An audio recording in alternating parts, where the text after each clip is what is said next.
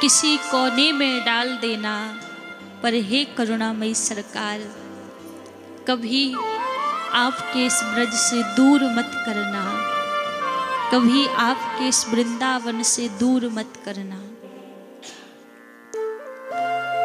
केवल मात्र आपके इस धाम का आश्रय है। मैं साधनहीन हूं, मेरे पास कोई साधन नहीं है, मेरे पास कोई तप नहीं है, कोई भजन का बल नहीं है जिसके आश्रित, जिसके सहारे मैं इस संसार रूपी सागर को पार कर सकूं। केवल आपके इस धाम का आश्रय है, आपके इस चरणों की रज का आश्रय है। यदि ये भी आपने छुटा दी तो दूसरा आश्रय नहीं है। इसी ब्रज के किसी भी कोने में डाल देना, किसी भी भांति रख लेना, पर कभी अपने इस ब्रज से दूर मत करना।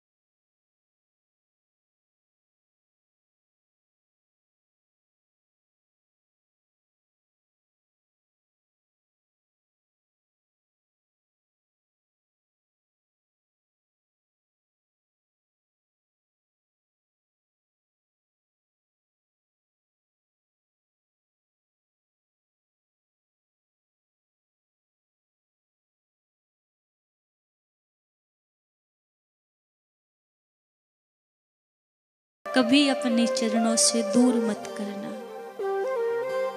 यही विनती किशोरी जी के चरणों में करनी चाहिए।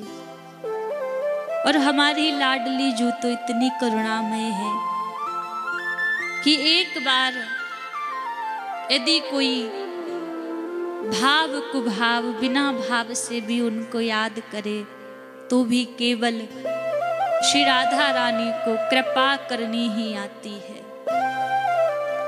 राधा रानी को कभी ना तो मान करना आता है, ना रूठना आता है, केवल मात्र अपने भक्तों के ऊपर कृपा करना आता है। कहते हैं कोई भगत जाके श्री लाडली जी के सामने यदि अपने दुखों को भी रो देता है, अपने दुखों के लिए भी दो आंसू बहा देता है,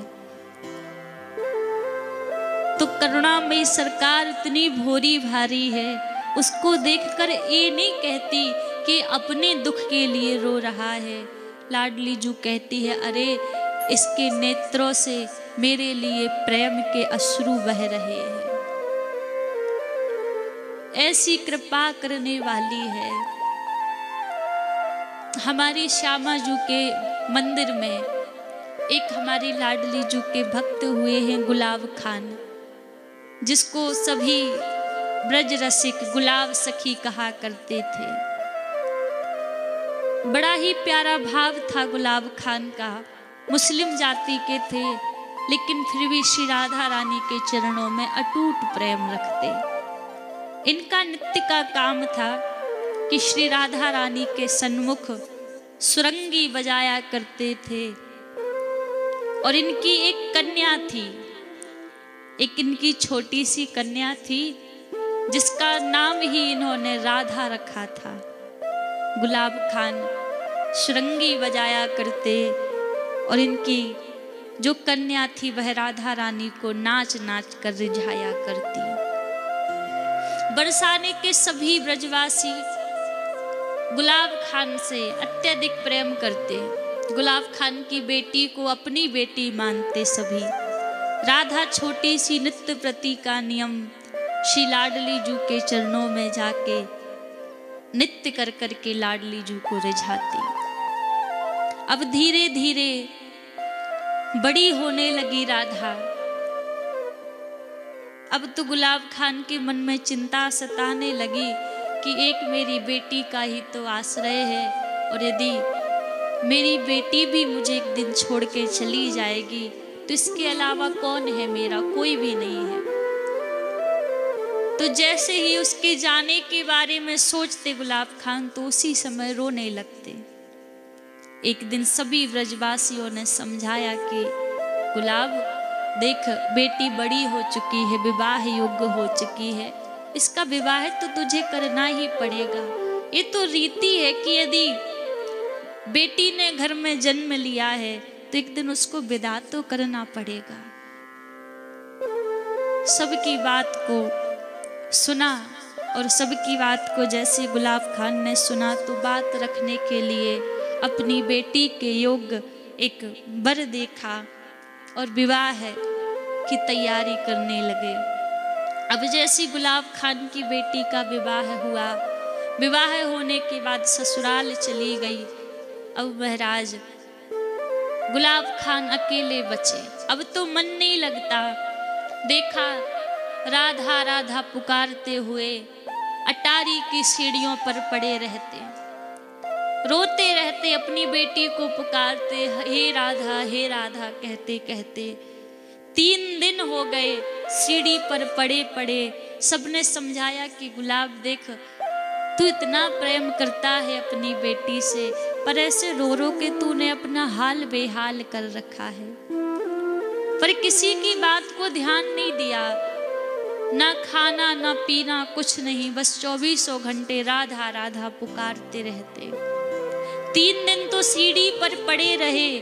चौथे दिन देखा कि गुलाब खान का किसी को पता ही नहीं चला कि गुलाब खान कहाँ गए। जब पता नहीं लगा कि गुलाब खान गए कहाँ हैं तो लोगों ने सोचा होगा कि शायद बेटी के विरह में गुलाब ने अपने प्राण त्याग दिए हैं।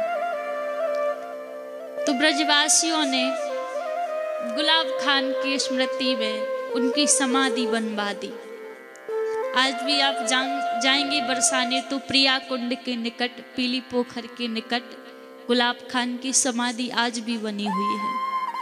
तो समाधि बनवा दी। अब जैसी समाधि बनवाई, किसी को कोई पता नहीं चला कि गुलाब खान गए कहाँ। एक दिन गोसाई जी श्री राधा रानी को पान का भोग लगाकर आ रहे थे।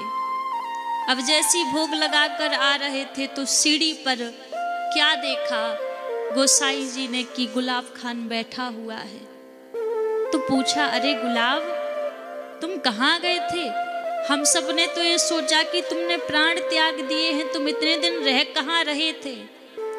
तो गुलाब कहते हैं, अरे मैं राधा राधा कहते इतना ब्रह्म में व्याकुल हो रहा था, इसलिए तुम्हें पता नहीं है। एक दिन अटारी से श्री राधा आई और मुझे अपने पास अपने निकट ले गई। जैसे ही कहा तो गोसाई को विश्वास नहीं हुआ कि राधा तुम्हें कहाँ ले जाएंगी। तो जब विश्वास नहीं हुआ तो गुलाब ने वह पान दिखाया, कहा इस पान का भी अभी आप श्री जी को भोग लगा कर आए हैं। देखो लाडली जू ने ये पान मुझे प्रसाद में दिया है। और उस पान को देखकर तर तर अश्रुपात बहने लगे गोसाई जी के भी। उनको भी लगा कि अरे लाडली जू का प्रेम देखो, ये पुकारता था अपनी बेटी के लिए राधा राधा कह के ब्रह में, लेकिन बेटी तो ससुराल गई, उस करुणामयी सरकार पर नहीं रहा गया। तो वह आकर गुलाब खान को अपने नित्य रास मंडप में ले गई, अपने नित्य रास का नित्य लीला का दर्शन कराया। ऐसी लाडली जू की अनंत कृपा है।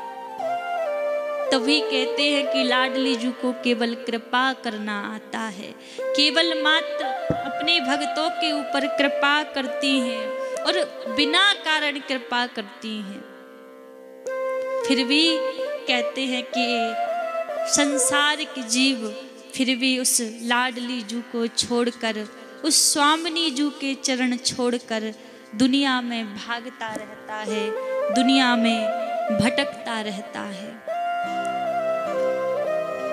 कहते आज यदि व्यक्ति पर एक गलती हो जाए तो एक गलती के कारण उसके परिवार वाले भी उसको निकाल देते हैं,